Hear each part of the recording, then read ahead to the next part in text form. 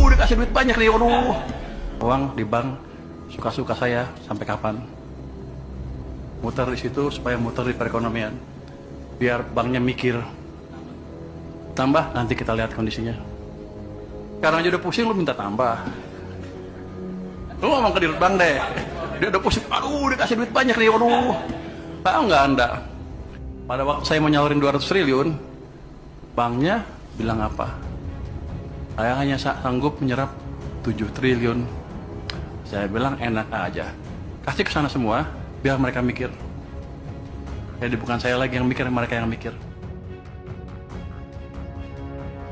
Menteri Keuangan Purbaya menegur bank plat merah yang mengaku hanya mampu menyerap 7 triliun rupiah dari total dana 200 triliun dari Bank Indonesia yang dikirimkan ke Bank Himbara. Dana ditempatkan dalam bentuk deposito di 5 bank tersebut, yaitu di Bank Mandiri, BNI, BRI, BTN, dan BSI. Ketika para bankir itu pusing, maka Pak Purbaya berkomentar, enak aja, kasih ke sana semua biar mereka mikir. Jadi bukan saya saja yang mikir, mereka yang mikir juga.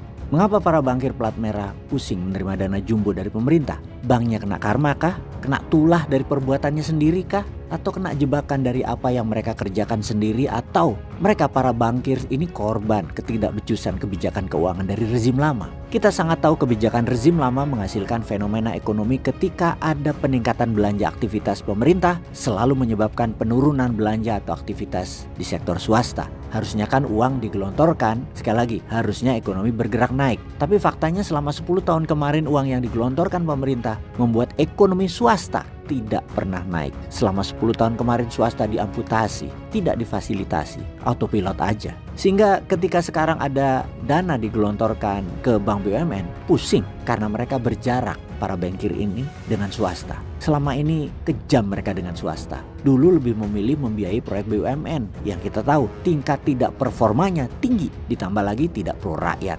Manajemennya gemuk, sangat birokratif, serta banyak korup dari proyek-proyek pemerintah itu. Bagaimana dikatakan tidak perform orang-orang BUMN itu? Karena kalimat ini mungkin akan menyinggung lebih dari 500.000 pegawai BUMN tentunya. Ya memang harus tersinggung, karena dengan nilai aset perusahaan 6.000 triliun rupiah, semua aset BUMN kalau digabungkan, mosok hanya memberikan keuntungan dividen buat negara 100 triliunan saja, alias di bawah 2% dividennya buat negara. Kalau di perusahaan-perusahaan Wall Street keuntungan di bawah 10%, CEO-nya atau manajemennya sudah langsung diganti. Ini di bawah 2% tapi dielu-elukan sebagai pahlawan. Lalu ada yang komen, kan BUMN gak boleh untung. Iya, lo lihat direksinya, pejabat-pejabatnya kaya raya gak kira-kira. Banyak yang main pastinya, memainkan uang rakyat dan uang negara. Yang paling jujur ya dapat tantiem, namun tersering ya akal-akalan pembukuan agar tantiemnya besar. Di luar mainan proyek tentunya. Untung rezim kemarin pelindung koruptor terbaik sepanjang masa. Zaman terenak jadi pejabat karena bancaan dan ya panen bareng-bareng. Amanlah dari sisi hukum mereka itu. Namun alam punya skenario lain pastinya. Pasti ada keseimbangan yang mereka rasakan di kemudian hari yang negatif. Ini bukan nyumpahin,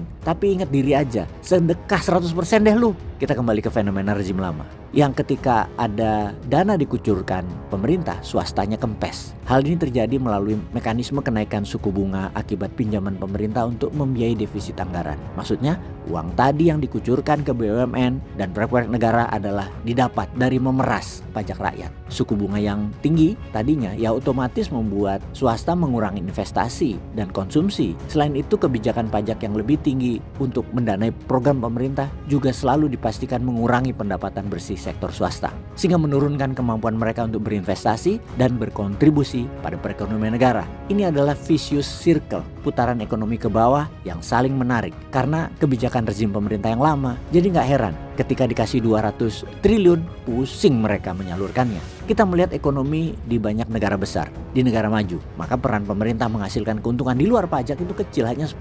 Makanya negara tidak usah berbisnis seharusnya. Apalagi ketika rezim lama menggunakan mesin BUMN. Maka seperti yang kita analisa di jabatan pertama beliau sekitaran tahun 2016-an, dapat dikatakan swasta pasti mati, dan benar saja mati. Inilah yang dirasakan oleh swasta sekarang dalam 7-8 tahun terakhir. Alangkah mengagetkannya para banker ketika keinginan Menteri Keuangan yang baru Pak Purbaya memerintahkan mesin ekonomi swasta harus hidup, yang artinya bank harus lebih banyak menyalurkan kredit ke dunia usaha. Bank trauma sebenarnya karena kebijakan lama dan sekarang masih berkelanjutan. Salah satunya adalah pembangunan infrastruktur yang praktis dimonopoli oleh BUMN. Begitu besar kredit bank yang mengalir ke sana, secara tidak langsung itu mematikan swasta. Jatah kreditnya yang seharusnya ke dunia usaha habis mengalir ke sana. Alokasi kredit untuk swasta termakan BUMN. Fakta lain lagi adalah hasil proyek itu tidak mencapai proyeksi. Pengembalian kredit pun seret. Angka NPL-nya tinggi.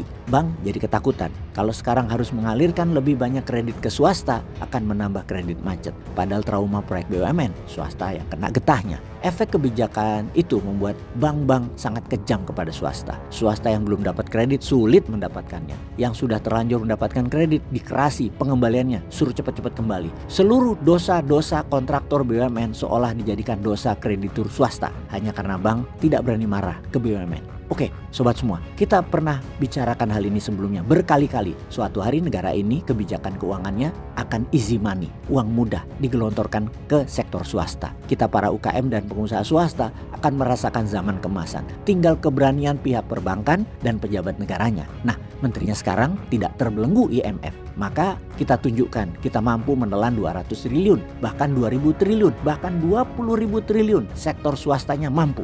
Sahabat, ayo ngacung deh yang berani. Peace.